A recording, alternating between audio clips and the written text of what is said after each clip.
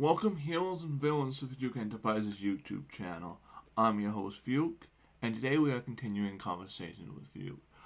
There are so many games out there that I just don't know anything about, or games out there that I know a little about, so I figured that since I'm interviewing game masters who love certain systems, why not ask them what makes those systems stand out? This game, even though I googled it for a while, all I could find was that it was made by Monte Cook and it was made after his work on Dungeons and Dragons 3.5 editions. So, since I've interviewed several people who run the Cypher system, why not ask them what makes it about the Cypher system?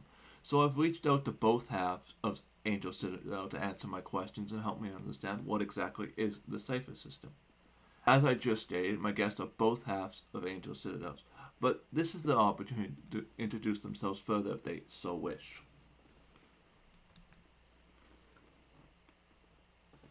I'm Josh Wallace. I'm the president of Angel Citadel, and we're a review site that looks at a bunch of different systems. We started out with Cypher system, and have branched out since then.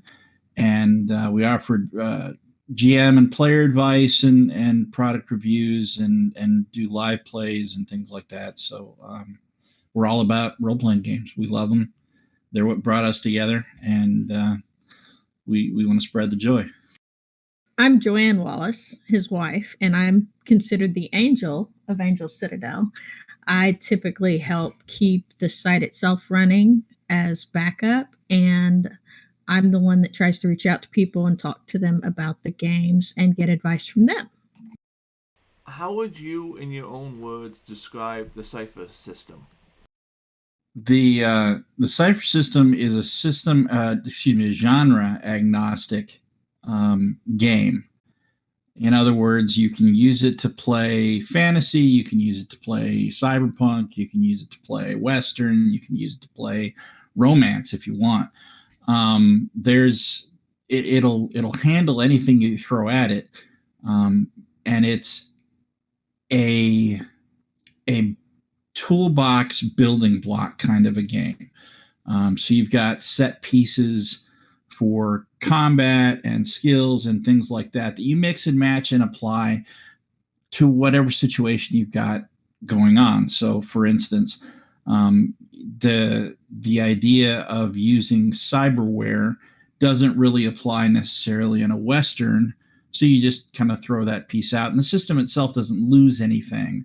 But at the same time, all of those systems, all those building blocks are built around the same core concept. So you learn one thing, much like, when we talk about Dungeons and Dragons, we talk about the D20, and it revolves around a D20 roll. Everything's built around that. In Cypher system, there's a core concept that everything's built around as well. In my words, I would state that the Cypher system is very player focused over GM focused, and they have simplified a lot. And it's very nice for somebody who's new to TTRPGs to be able to be interested into something that's fairly simplistic, like the Cypher system. It does not have nearly the amount of math that, say, Dungeons and Dragons or Shadowrun would have. You mentioned that the Cypher system was age agnostic. Is it as generic as the GURP system? Yes. It's as generic as the GURP system, but not as complicated as the GURP system. You don't have the tables, which is something to be very, very grateful for. You don't have all the tables with all the rules. It is very much here's a few things, go play. From the little I've picked up from interviewing both of you and GM Sprinkles is that the Cypher system uses ciphers. Is that the only thing that makes the Cypher system stand out from other systems like GURPS? That's part of it, but not the only thing. So basically, it changes at the very beginning how you need to view the system. It's not just, I'm like in Dungeons and Dragons or in GURPS, you have to pick your race, and then you pick your type, and then you pick, and then nothing else matters mechanically. With ciphers, you've got your descriptor, and basically you build your entire character around a sentence. So, for example, and that's one of the big differences I've noticed in the systems is that you start with a sentence, I am a, and then you use a descriptor, agile, and then you pick your type, which typically would in like Dungeons and Dragons you'd have your fighter, your barbarian, but in Cypher system you start off with the basics, a warrior, and then you pick what your character does, which is the verb, the foci. I am a dexterous warrior who rides the lightning, and that makes you like a fast fighter. And that's one of the really big things that makes the Cypher system different from Dungeons and Dragons. With Dungeons and Dragons, you've got this massive character sheet with all these little bits and pieces that you've got to fill in with math, lots and lots of math. But then with Cypher system, it's I have a sentence. I'm good. Let's go. That's very much speaks to the core of the game, and the core of the game is narrative over mechanical. Obviously, it's a role-playing game. There's some mechanics to it, but you won't find as many as you will in a lot of different role-playing games out there. When you talk about the ciphers of the system, the ciphers cause the game to stand out simply because it takes the idea of a disposable item. So think Dungeons and Dragons potions, a one-time use. I drink the potion and it's gone, right? And says, okay, I want characters to be able to do cool things. And I don't really care about the power levels as long as they only get to do them once. So it's really kind of a cool scene to describe when a character walks up to a monster or something like that looks big and bad and should be beating on them, and he pulls out this I don't know, palm-sized ball and hurls at it, and the thing just implodes.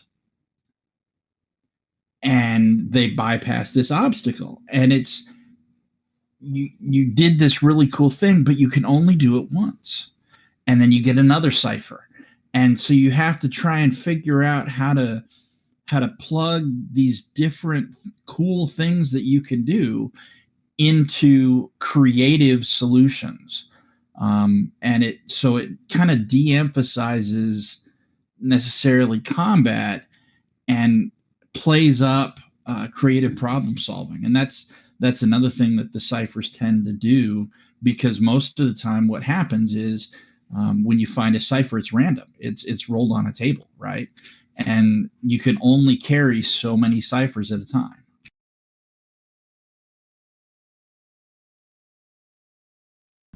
So, is there any die rolling in the cipher system, or is it a D10, a D20, a D6 system, or is it just the ciphers is what makes the system the system?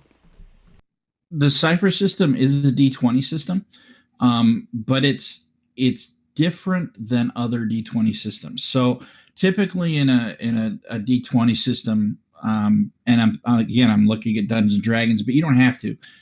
Worlds Without Number, Stars Without Number, Varge Enterprises, there all kinds of systems uses D20 as a base. And typically what they'll do is you roll a D20 and you add some form of static modifier. So a skill bonus, an ability bonus, a random asset bonus, or a situational bonus, or something, right?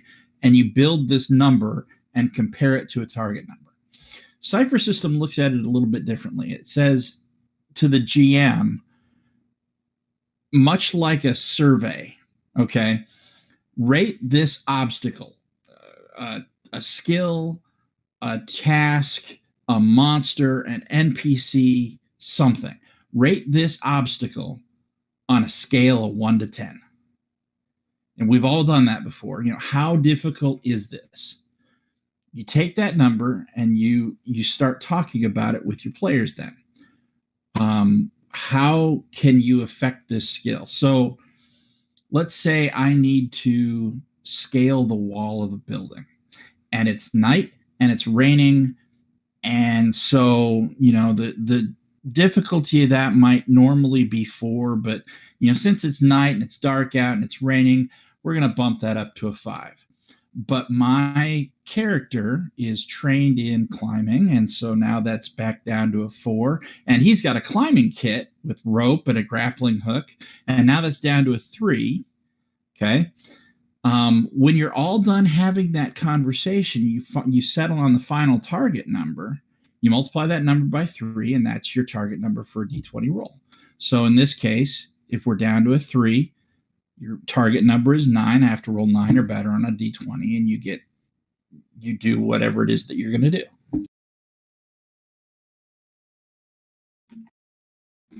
Don't forget, in Cypher system, only the players roll. The DM never rolls. Yes, everything is done on the players. If the player is making an attack, they roll a d20 to make the attack. If they're being attacked, then they do what's called a speed defense roll to dodge out of the way. And then, unlike in Dungeons and Dragons where you've got an armor class to hit, you don't have that armor class anymore. It's the armor takes away from the damage, not the ability to hit the person. So there is no math in the Cypher system then? The only time there's math is when the DM is having to multiply the difficulty.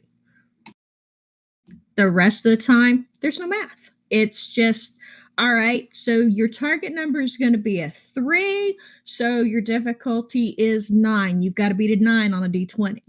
Roll the d20, you beat the 9, yay. You don't beat the 9, well, then you don't beat the 9, and you either get hit or don't hit. Now, the only time it's really bad is when you roll a nat 1. That's when the GM can introduce a complication. Things like your weapon breaks, or you drop your sword, or suddenly this little goblin you're fighting has friends popping up out of the woodwork. Since in the Cypher system your character is only a sentence, is it even possible to improve your character in the Cypher system at all? Yes. With each part of the sentence, you get abilities, and as you gain experience, you can improve your abilities or your static cards. So in the Cypher system, you've got might, speed, and intellect are the only 3 stats you have. You improve those with experience points, and that's how you improve your character.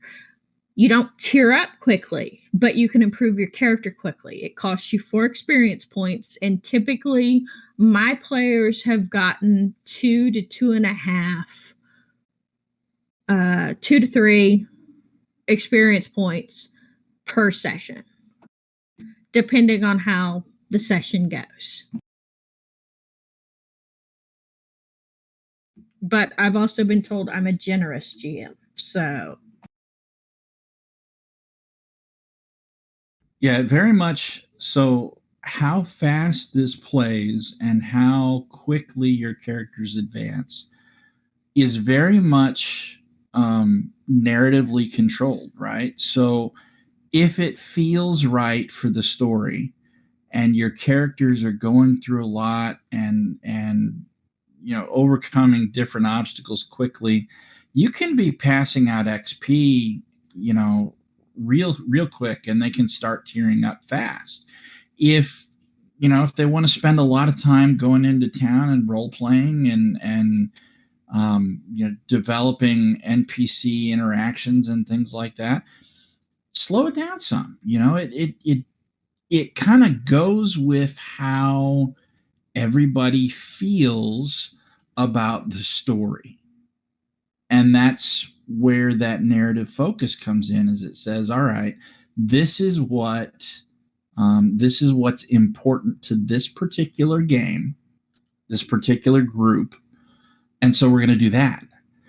And if the group changes or the game changes or the story changes or whatever, we can shift very quickly how that paces, how that plays out, how fast the characters advance, and it doesn't even bat an eye. It just keeps right on going.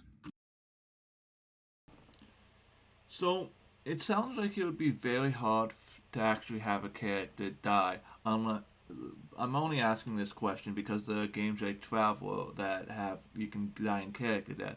Is it true that it's very hard to have a player character die in Cypher systems as it seems from what you're explaining? Death in the Cypher system is almost always up to two things: dice rolls and how difficult the GM wants to make things. In the games that both Josh and I run, we don't have character death very often because we're more interested in telling a story. But games like Malfectious or Alpha Dean Run tend to have a little more gritty and a little more realism of potential character death. And of course, rolling several nat ones at once is always a bad thing, and Roll20 is notorious for doing so. As my penultimate question, do you have any stories that you would like to share regarding the Cypher system in a game or something like that? Right. I can do this. So I was running a Cypher system game to start playtesting the setting we came out with called Hope's Horizon. My players decided to investigate a derelict ship that had dinosaurs on it.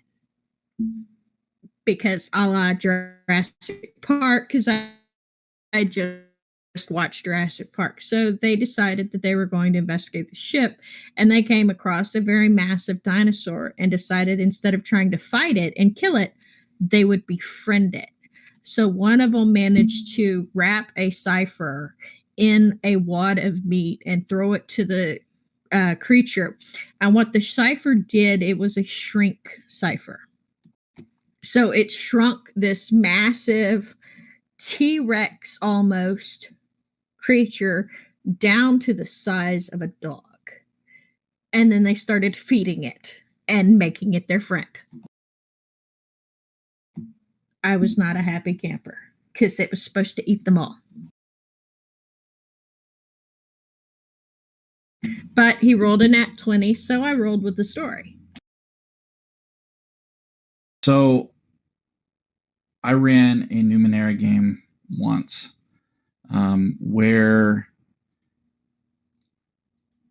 there was how do I say this? There was a cult, I guess you could call them, that had commandeered what appeared to be a temple, but was actually an extra dimensional ship that allowed them to move instantaneously from location to location in the world. And the three players in that game got into a fight with some of these cultists just outside the ship. And one of them had a Cypher that created it was essentially a foam gun, right? But when the foam hit living material, it solidified and turned to stone. And so they were going along, and one of the cultists had a fairly big weapon or whatever, and so our player grabs this foam gun Cypher and fires it off. He also manages to get a nat 20 on his roll, and so he covers everything except part of this guy's face and one arm with foam, and turns him, for the most part, into a half statue. And so his arms kind of flailing around, and he's screaming for his buddies to help him.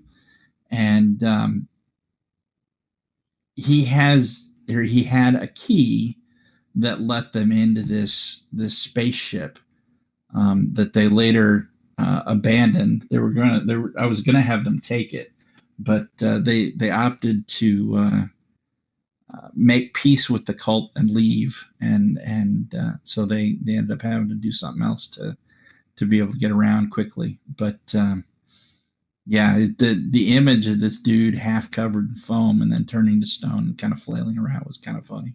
I have a quick follow-up question. Are natural 20s a thing in the Cypher system? Yes. Basically, like the GM intrusion for the Nat 1, for the natural 20, you often get bonuses. Things like extra damage, or you can have what's called minor and major effects, and those vary depending on the character that you're playing. So in Numenera and in Cypher system, the 17, 18, 19, and 20 on a 20-sided die actually means something. When you roll a 17, it's +1 damage. When you roll an 18, it's +2. When you roll a 19, it's either +3 or a minor effect, player choice. And when you roll a 20, it's +4 damage or a major effect, also player choice. And those can really drastically affect the flow of a combat. So, I mean, getting those is a big deal. As the question I end all my interviews with, do you have anything you want to shout out at this time? I want to shout out about the CU GM Roulette. Last Wednesday, my husband got invited and got to play with them, and I am very proud of him because he's typically an introvert, and he's over the past year he's gradually gotten more and more social, and I'm very proud of him for crawling out of his comfort box. Well, I'm gonna turn that around, and I'm gonna shout out my lovely wife here. So we have a product that we released. It's a starter kit for Hope's Horizon. It's a science fiction setting, and the starter kit is for the Cypher system. And in addition to writing a fairly decent chunk of that product, she learned desktop publishing and some photo editing to do all that stuff on her own. And so, you know, I think it came out fantastic. It looks sexy. It's a 90 some odd page. You can create a first tier character in any one of 5 different races. It's got custom classes. It's got nifty abilities. It's got some really cool set pieces and settings. And we're currently working on the follow-up products for it. To expand that universe and you know, kind of do a head dump of the lore that we've built up over the last 2-3 years, dreaming this universe up, that you can use to play that, and you'll be able to play it in any system you want to. And we're also going to release the rest of the tiers in a Cypher system. So I look for that here soon. But yeah, I'm really proud of the work that she did on that, and she did a great job. You can get it now on DriveThruRPG.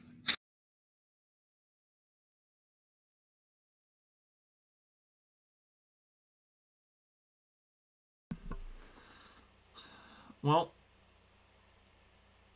thank you to all my viewers for making it this far in the video. I will see you in the next video. I'd like to thank my guests for not only joining me, but running an excellent website and blog. And, Thank you. And yeah, I already